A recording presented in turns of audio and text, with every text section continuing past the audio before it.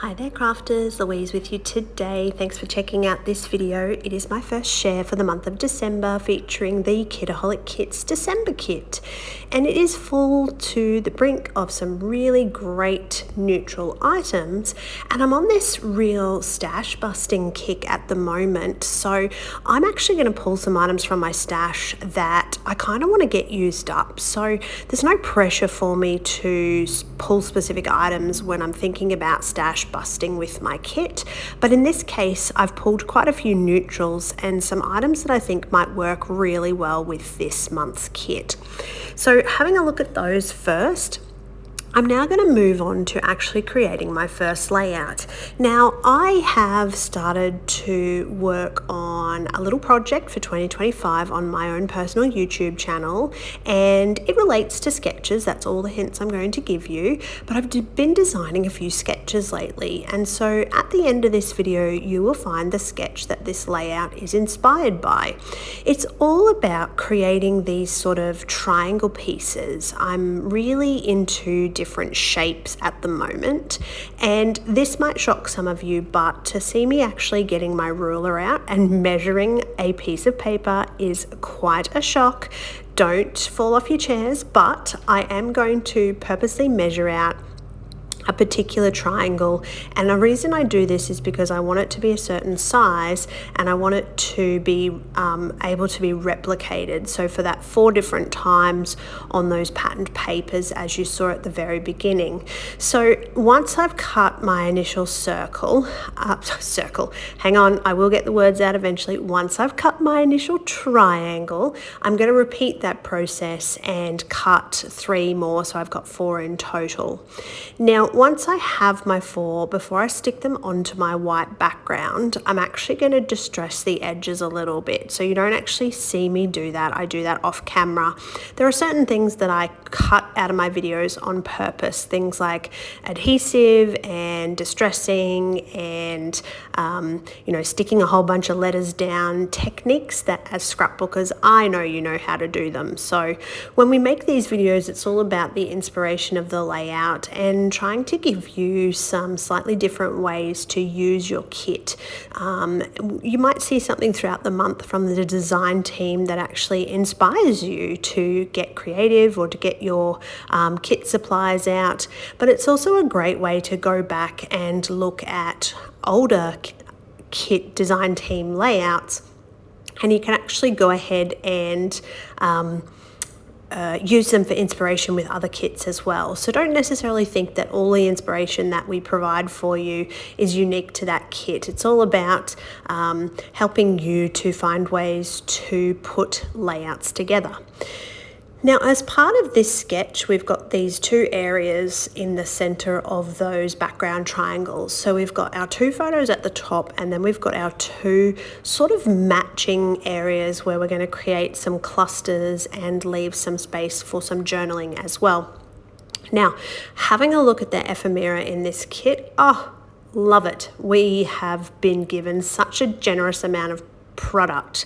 You just I can't wait to see how many layouts I can actually get out of this kit, because it's fantastic. There's so much in it, even just the extra stickers that came with the paper pad, the alphas and the letters, something that's definitely it's going to help you create and really get something on the page.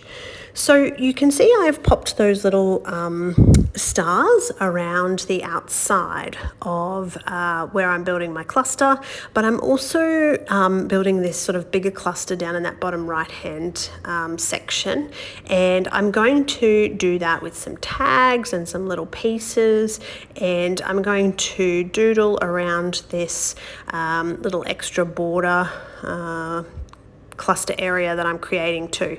And it's at this point where I go, hang on, I've completely done that wrong. I've put that upside down. So little fix it going on here at the moment. Gonna flip that around in the right direction. All right, so for me, building a cluster is all about layering. Now, sometimes I will want to layer items, tuck them in behind other items and have parts of them stick out, and sometimes I will cut the bits that are not going to be seen and give you a chance to actually reuse them on a different sort of project or in a different position. But in this case, the ephemera is significant, so I'm just going to go with it. I'm going to just let the moment take me. I'm going to use some foam to add some dimension, some hearts, some tags, some little strips. As you can see, I have gotten one of my stash items on there already in that little frame in the background. And I love how that just sort of draws your eye. It just brings in something extra that wasn't already a part of the kit. And if you didn't have these particular frames, you could absolutely doodle one with your pen. Like, don't ever think that a piece of ephemera is not able to be replicated because you can simply draw it or cut it or find a sticker or something to replace it. So our layouts are never going to look completely the same, and that's the benefit of them. And a scrap lift is not always about making the same layout, but still being able to get inspiration from a page. Now, something you probably haven't seen me do for a little while is stitching.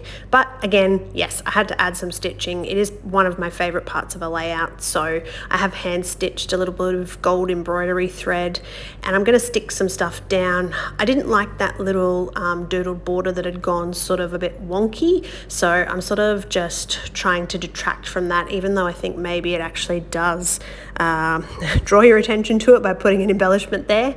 But I'm quite happy with how this looks. And in the final stages of this layout, what I'm going to do is just add a couple little bits and pieces here and there. And the first thing is just with this Nouveau pen. So it's got that little bit of gold sparkle. I'm just going to move around some of the black areas. I found that this really toned it down, but also helped to blend it in quite nicely with the gold elements of this particular collection. So really fun to use.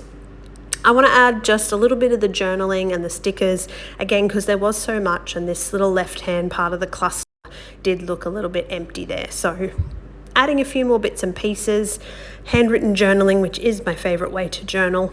I think it's a great look into the past. But essentially, this is about that sort of background triangle inspired by the sketch that I've provided at the end of the video, using up lots of stickers and bits and pieces, and that is my share for you today. So I hope that you have enjoyed that. Thank you so much for watching, and I hope that if you aren't already, you have subscribed.